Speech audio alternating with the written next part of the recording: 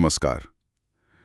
आज हम एक अहम मुद्दे पर बात करेंगे, झारखंड और जलवायु परिवर्तन। हाँ, बिल्कुल। हमारे पास कुछ रिपोर्ट्स हैं, कुछ लेख हैं और कोशिश रहेगी कि हम समझें कि झारखंड पर इसका असर क्या हो रहा है, क्यों हो रहा है और क्या समाधान हो सकते हैं।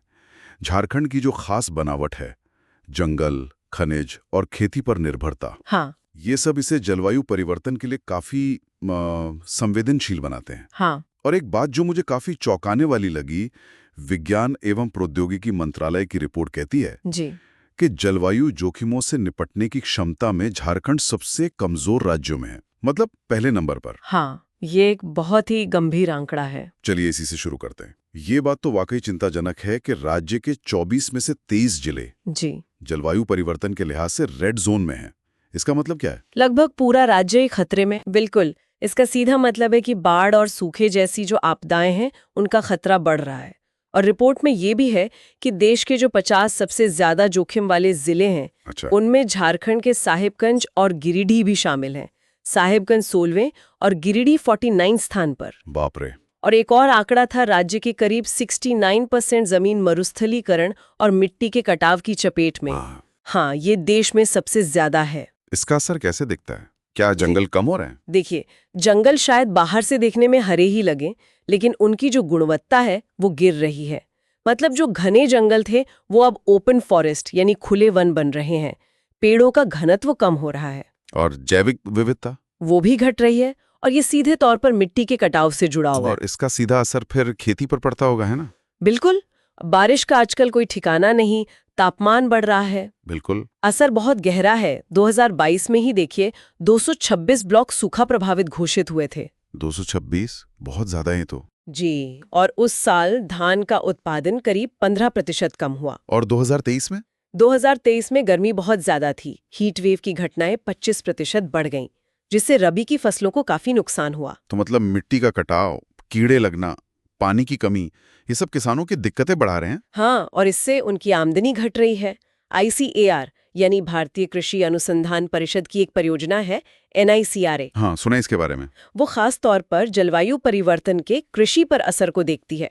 उसने भी राज्य के 6 जिलों को, गढ़वा, गोड्डा, गुमला, पाकुड़, साहिबगंज, पश्चिमी सिंहभूम, इनको बहुत ज्यादा जोखिम वाला माना है। पानी की बात करें तो नदियों पर क्या असर है? दामोदर, स्वर्णरेखा? उनमें पानी की उपलब्धता पर असर पड़ा है। भूजल स्तर भी कई जगहों पर गिर रहा है। और बाढ़ का भी जिक्र था, 2023 में काफी नुकसान हुआ था शायद। हाँ, 2023 की बाढ़ से करीब 50,000 हेक्टेयर खेती की जमीन प्रभावित हुई थी। और ये तो सिर्फ खेती और पानी की बात हुई, लोगों के स्वास्थ्य पर भी असर पड़ रहा होगा। जी बिल्कुल। प्रदूषण बढ़ रहा है, हीट स्ट्रोक के मामले बढ़ रहे हैं, और डेंगू, मलेरिया जैसी जो बीमारियां हैं उनका भी प्रकोप बढ़ा है। और आर्थिक असर, गरीबी, पलायन? हाँ, ये भी एक बड़ा पहलू है। गरीबी बढ़ रही है और काम की तलाश में लोग, खासकर पुरुष, राज्य से बाहर जा रहे हैं, जिसका असर फिर घर पर महिलाओं और बच्चों पर पड़ता है। बिल्कुल सही। उन पे जिम्मेदारियां बढ़ जाती हैं। तो ये तो हुए परिणाम जो काफी गंभीर हैं। अब जरा ये समझते हैं कि झारखंड इस हालत में पहुंचा कैसे, मतलब मुख्य कारण क्या है इसके पीछे? देखिए, कारण मिले जुले हैं। कुछ तो मानव जनित है, मतलब हमारी गतिविधियों की वजह से, और कुछ प्राकृतिक भी हैं। मानव जनित में क्या मुख्य है? सबसे बड़ा कारण है औद्योगिकरण और बड़े पैमाने पर होने वाला खनन। इनसे ग्रीन हाउस गैसें निकलती हैं। और जंगलों की कटाई? हाँ, वो भी। जंगल कटने से कार्बन सोखने की जो उनकी क्षमता है वो कम हो जाती है। फिर अनियोजित शहरीकरण है, खासकर रांची, धनबाद, जमशेदपुर जैसे शहरों में। और खेती के कुछ तरीके जैसे रासायनिक खादों का बहुत ज्यादा इस्तेमाल। और प्राकृतिक कारण? उनमें मुख्य रूप से महाद्वीपीय संवहन और ग्लोबल वार्मिंग की वजह से मानसून के पैटर्न में जो बदलाव आ रहा है वो शामिल है। अच्छा, तो इन चुनौतियों से निपटने के लिए क्या कुछ कदम उठाए जा रहे हैं? कोई योजना है सरकार के पास? हाँ, प्रयास तो हो रहे हैं। देखिए, 2014 में एक राज्य जलवायु परिवर्तन कार्य योजना बनी थी, JAPCC। वो UNDP के सहयोग से बनी थी। और अभी हाल में 2023 में एक विजन डॉक्यूमेंट भी आया है। अच्छा, इसमें क्या खास है? इसका लक्ष्य है कि झारखंड को एक कम कार्बन वाली अर्थव्यवस्था की तरफ ले जाया जाए। इसमें 8 अलग-अलग कार्यक्रम हैं, जैसे आजीविका और ऊर्जा का बदलाव कैसे हो, उद्योगों से कार्बन उत्सर्जन कैसे कम हो, ग्रीन हाइड्रोजन मिशन, कोयले से कैसे धीरे धीरे हटा जाए, ट्रांसपोर्ट को टिकाऊ कैसे बनाया जाए, इस तरह की कार्यक्रम है। लेकिन झारखंड तो कोयले पर बहुत निर्भर है ना? हाँ, ये एक बहुत बड़ी चुनौती है। देश का करीब 16% कोयला यहीं से निकलता है और कोकिंग कोल का तो लगभग 89% भंडार यहीं है। और गरीबी भी बहुत ज्यादा है, करीब 42% लोग बहुआयामी गरीबी में हैं। बिल्कुल, इसीलिए ये जो बदलाव है कोयले से साफ ऊर्जा की तरफ जाने का, ये न्याय संगत यानी जस्ट ट्रांजिशन होना बहुत जरूरी है। मतलब ऐसा बदलाव जिससे किसी का नुकसान ना हो, खासकर गरीब तबकों का। जी हाँ, तो इस न्याय संगत बदलाव के लिए क्या कुछ हो रहा है? इसके लिए खास तौर पर कुछ कदम उठाए गए हैं।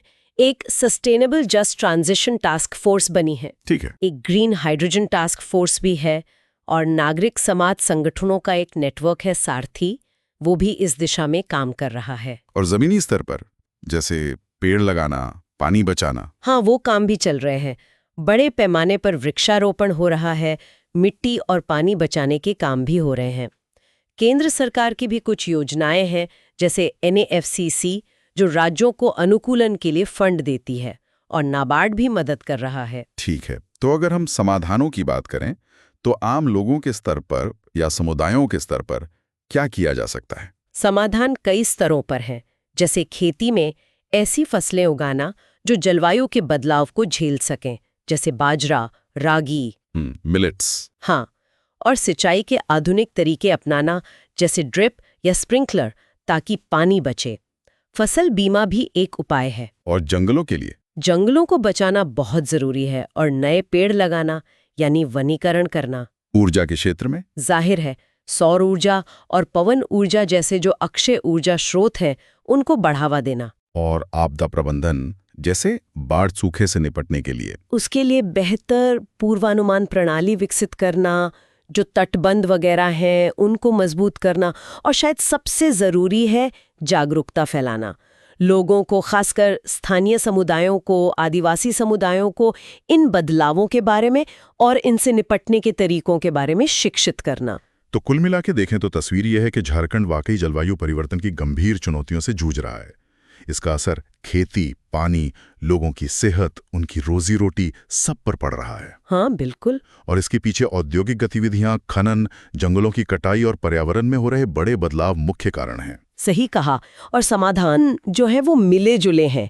एक तरफ तो हमें बदलती परिस्थितियों के हिसाब से ढलना होगा, मतलब अनुकूलन, जैसे नई फसलें उगाना, पानी का बेहतर प्रबंधन करना, और दूसरी तरफ समस्या की जड़ पर काम करना होगा, मतलब शमन, जैसे साफ ऊर्जा को अपनाना, जंगलों को बचाना। और इसमें सरकार की योजनाएं तो हैं ही, साथ में समुदाय की भागीदारी भी बहुत अहम है। जी, जैसा कि राज्य की योजनाओं में भी कहा गया है, सामुदायिक भागीदारी बहुत जरूरी है।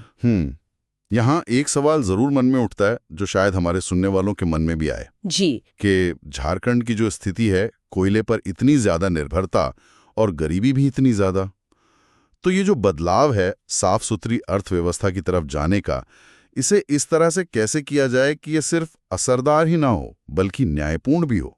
मतलब ये कैसे सुनिश्चित किया जाए कि जो सबसे कमजोर लोग हैं वो इस बदलाव में पीछे ना छूट जाएं। ये एक बड़ा विचारणीय प्रश्न है।